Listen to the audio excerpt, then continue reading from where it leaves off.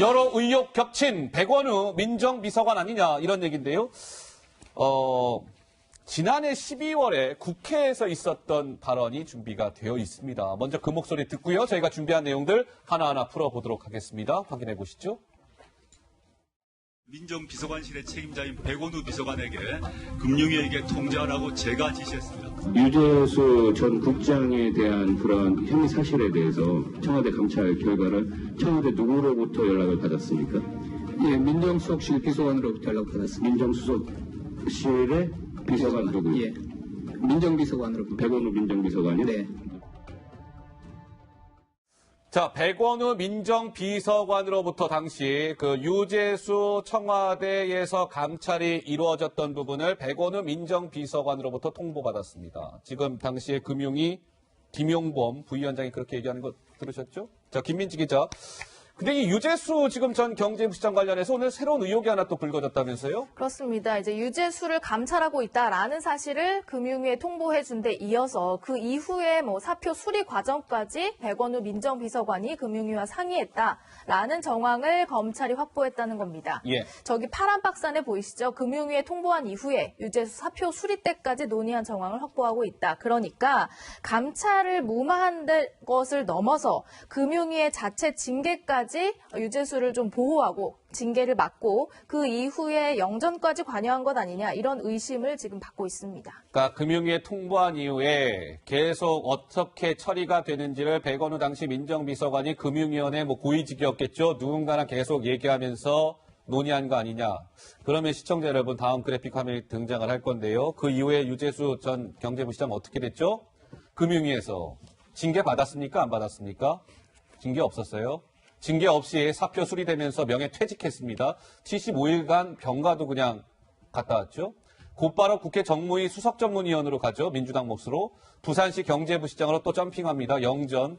계속되는 지적과 비판의 골자는 바로 이거예요. 유재수가 아니었다면, A였다면, B였다면, C였다면 이거 가능했겠습니까? 정 의원님은 어떻게 보세요? 그 전에 우리가 하나 상기해 볼 필요가 있는 게요. 드루킹 사건 있었잖아요. 드루킹 사건 기억나죠? 그때 드루킹이 도모 변호사한테 오사카 총영사 얘기할 때 누가 갔었죠? 백원우 비서관이 갔잖아요. 면접했죠. 그때 면접.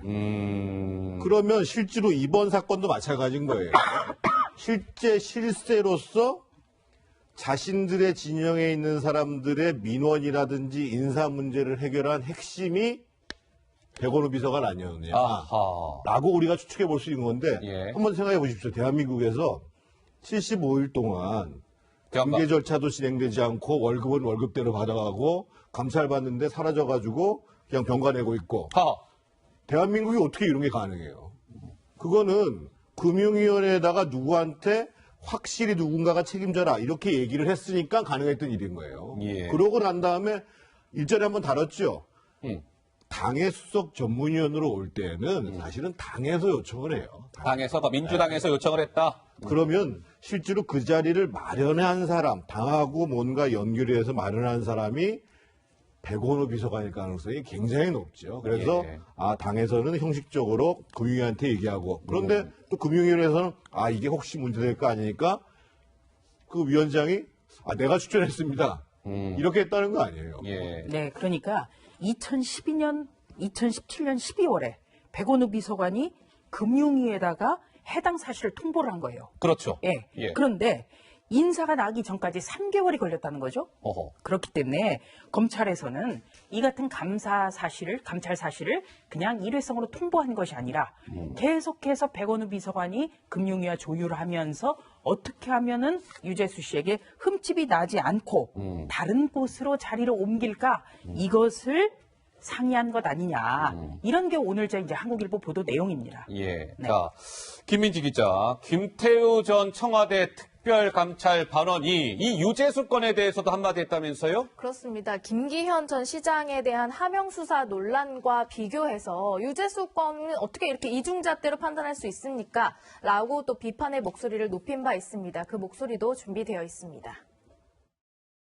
이체 말하는 게 직무유기라고? 그 유재수는 뭔데?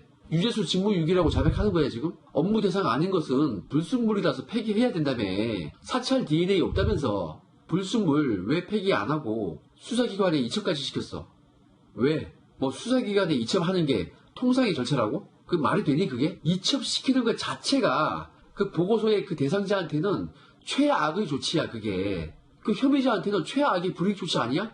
이번에 유재수 봐라. 수사기관에 안 보냈잖아 니들. 그런데 수사하자마자 어떻게 됐어? 수사기관 가니까 어떻게 됐어?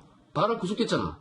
그 유재수는 딱 업무 대상자였고 비리도 확실했는데 그거 왜 이첩 안 시켰냐고. 왜 해야 할 것은 안 하고 안 해야 될 것은 하냐고. 할 말 있어? 네, 저렇게 김태우 전 특감 반원이 목소리를 높인 이유는 이중잣대를 비판하기 위해서입니다. 이중잣대? 그러니까 김기현 전 시장에 대해서는 첩보까지 내려가면서 청와대가 불법으로 선거 개입을 한 것 아니냐라는 논란까지 빚어질 만큼 개입을 했는데 유재수 전 국장 같은 경우에는 감찰 대상인데도 조사를 중단했다. 그러니까 왜 청와대 입맛대로 정하냐라는 목소리를 낸 겁니다. 해야 할 일은 왜 안 하시고요. 하지 말아야 할 그런 하명수사나 김기현 이런 건 왜 하신 겁니까? 이거예요. 한마디로 지금 김태우 전 특감반원의 주장은. 자, 다음 화면 주시죠. 당시에 조국 대통령 민정수석 비서관이요. 리허설까지 했답니다. 지난해 12월 유재수 감찰 무마 의혹에 대한 보도가 막 이제 슬그머니 나오기 시작해요. 그때 조국 민정수석이 수차례요 대응회의를 하고 리허설까지 했답니다. 철저하게 준비했다는 거예요. 그래서 2018년 12월 31일 2018년 마지막 날 국회에서 운영위가 있었거든요. 그때 조국 민정수석이 나와서 막 얘기하잖아요. 이건 뭐 경미한 거였다. 아 이건 프라이버시 문제입니다. 막 자신 있게 얘기해요. 그게 수차례 대응회의와 리허설을 거친 후의 작품 아니냐 뭐 이런 얘기가 나오는 거죠. 조국이 유재수 의혹의 아킬레스건을 예감했던 걸까요? 청와대가요? 그런데 희한한 것은 유재수 감찰 무마 의혹에 대해서는 적극 대응을 안 해요. 침묵. 이거 뭐 좀 이상한 거 아니야? 뭐 이런 얘기인데요. 김 교수님 어떻습니까? 일단 저는 지금 궁금한 게 조국 전 민정수석이 이 상황을 정확히 잘 알았는지 몰랐는지에 대해서가 좀 궁금해요. 일단은요. 제 고민은 뭐냐면 왜냐하면 일단 조국 전 민정수석은 몰랐다는 거 아닙니까? 유재수 씨를? 처음에 몰랐다는 거죠. 몰랐다는 거죠. 감찰 스타트할 때. 몰랐으니까 예를 들어 포렌식까지 해가지고 휴대폰까지 해서 포렌식까지 했다는 거고. 맞아요. 사실 확인했다는 거 아니겠습니까? 그렇다면 저 정도까지 했다면 나름대로 뭐가 문제가 있을 거다라고 판단을 했었던 것 같아요. 초반에. 근데 말했듯이 조국 전 민정수석, 박형철 반부패 비서관, 백원우 민정비서관 셋이 모여서 얘기를 했는데 일단 근거가 없다. 근거가 미약하다. 이렇게 얘기했다면 전 적어도 조국 전 민정수석 말할 때부터 박형철 반부패 비서관을 얘기해야겠죠. 뭐 어떤 근거가 부족한 거야? 거기서 설명을 해야 되는 거죠. 예. 어떤 것이 부족한지. 만약에 그것이 명확하다면 그때까지 민정수석실이 파악한 내용 자체가 근거가 미약했다면 그건 어쩔 수 없는 거겠죠. 또 하나가 문제가 뭐냐면 또 하나 문제가 뭡니까? 검찰 뒤에 나오는 거겠지만 검찰에서 나온 얘기니까 확인할 수 없지만 천경득 지금 행정관 얘기가 뭐냐면 왜 PR을 구하지 못하냐라고 얘기가 나왔다는 거 아니겠습니까? 예. 전 그렇다면 이건 뭐냐면 소위 민정수석실 내부뿐만 아니라 그 외에서도 그걸 알았다라고 하는 부분에 문제가 있었으니까 그만큼 유재수 씨 문제에 관련해서는 청와대가 상당 부분 알고 있다는 얘기 아니겠습니까? 예. 저는 이 세 가지 부분에 대한 설명들을 하지 않게 되면 그러니까 청와대가 설명을 잘 못하게 되면 계속 유재수 씨에 대해서 청와대가 뭔가 문제가 있다라고 얘기할 수밖에 없는 상황이 되는 거예요. 저는 아마 이런 측면에서 청와대가 이 부분에 대해서 설명을 하지 않는 것이 아닌가 생각이 들어요. 그래서 침묵을 지키고 있는 것 아닌가? 네네. 이런 말씀이시고. 자, 조 부장 말씀하세요. 지난주 한 주 동안에 고민정 청와대 대변인 그리고 노영민 대통령 비서실장이 계속해서 반복해서 이야기한 게 있습니다.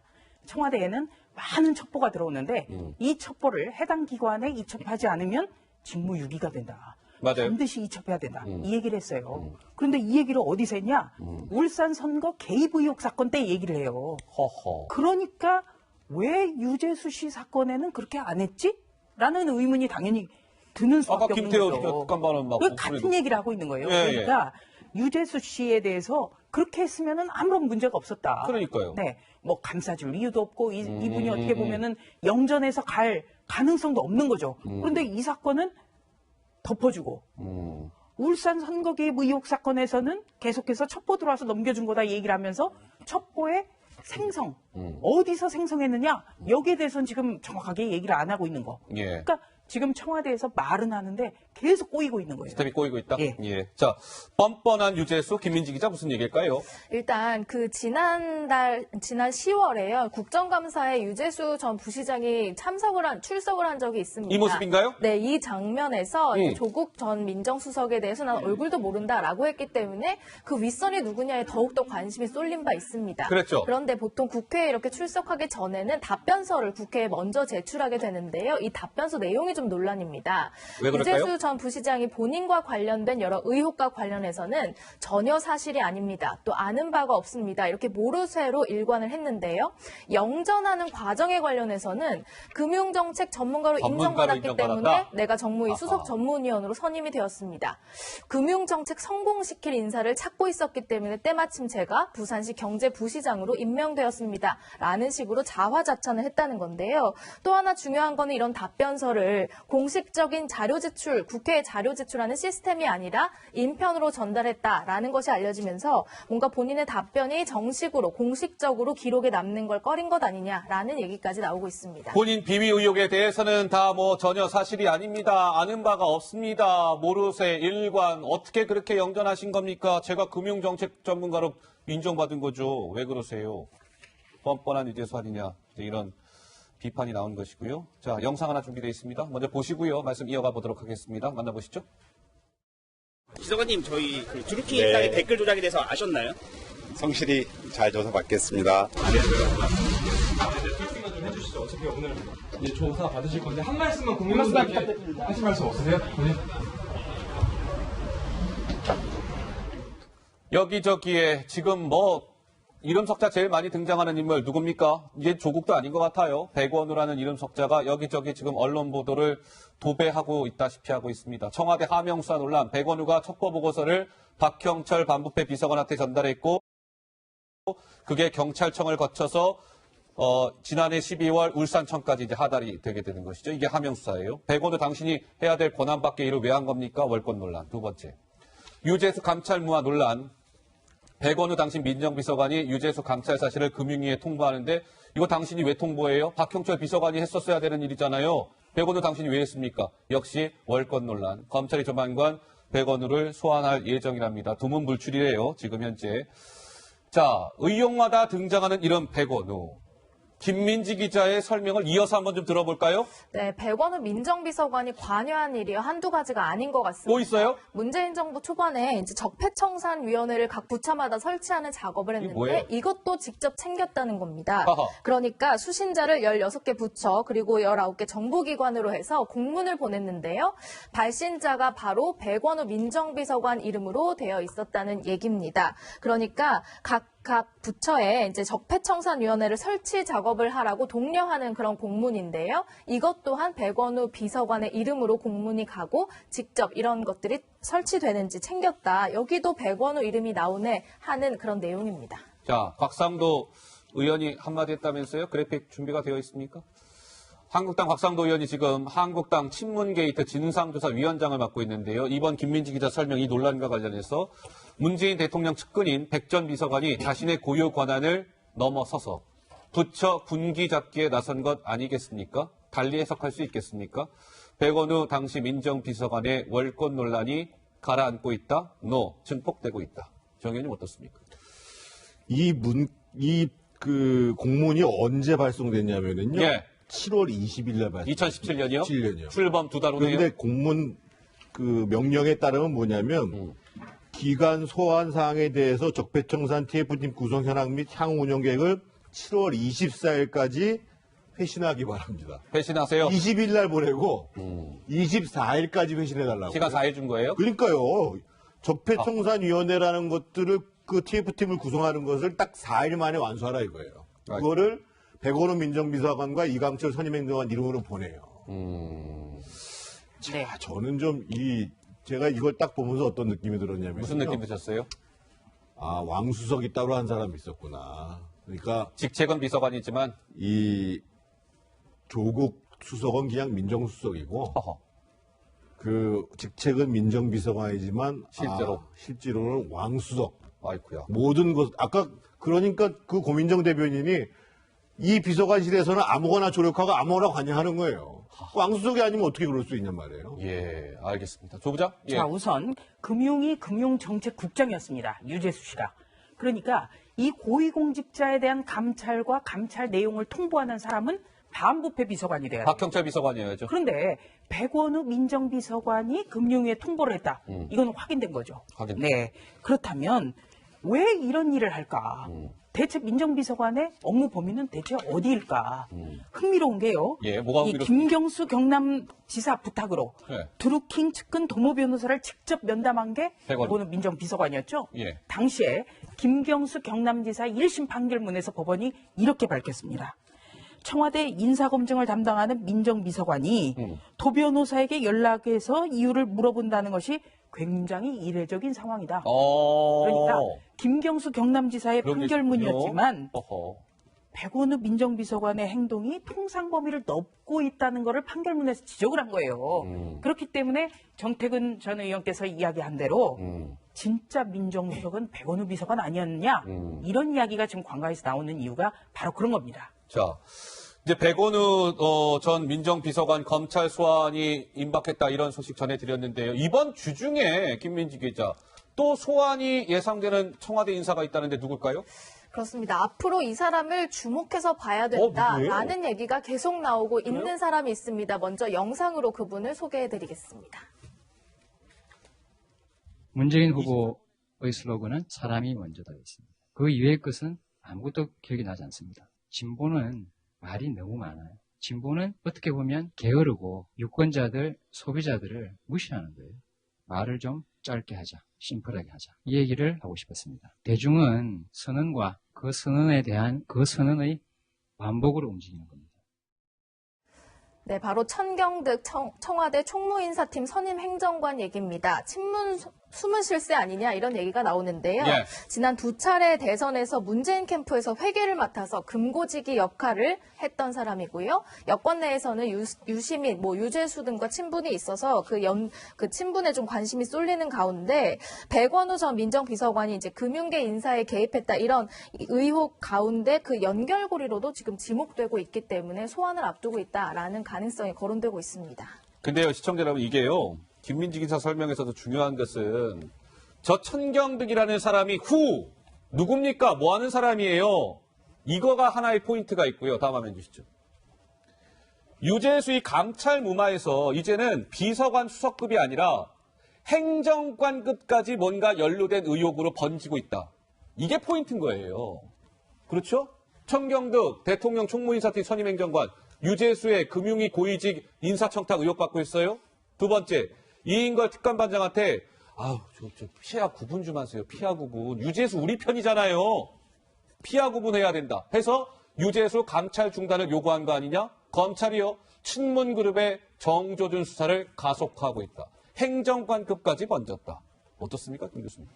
일단 검찰바로 나온 내용이기 때문에 아직 확인은 안 되지만 들리는 얘기에 의하면 그전부터 천경득 선임행정관 같은 경우가 상당히 인사 문제와 관련해서 상당히 좀 나름대로의 파워가 있다는 얘기가 들려왔었던 건 사실인 거고요. 예. 왜냐하면 이제 천경득 선임행정관이 청와대로 들어온 인사에 대해서 나름대로 다 스크린을 하는 상황에 있었기 때문에 청와대에 한번 들어오는 건 되게 중요한 문제죠. 이제 그런 측면에서 근데 이제 문제는 뭐냐면 제가 볼 때는 이 청와대가 어느 순간부터 제가 쭉 볼 때는 이 공과 사의 경계가 애매해진 것 같아요. 공과 사의 경계가 애매해졌어요? 그러니까 뭐냐면 예를 들면 유재수 씨 같은 경우도 마찬가지 아니겠습니까? 금융위의 고위직 같은 경우 상임위 이게 기본적으로 대통령이 최종적으로 임명을 하는 거지만 금융위원장이 추천을 해서 하지만 이 문제 관련해서 공식 라인을 다 거쳐야 되는 거죠. 근데 어느 순간부터 제가 볼 때는 공식과 비공식 라인, 그러니까 공적인 사적 라인들이 혼재되는 일이 벌어지게 되면서 당연히 그렇다 보면 공적인 라인의 개선들과 무관하게 다른 라인이 작동한다면 많은 사람들은 어디에 더 주목하겠습니까?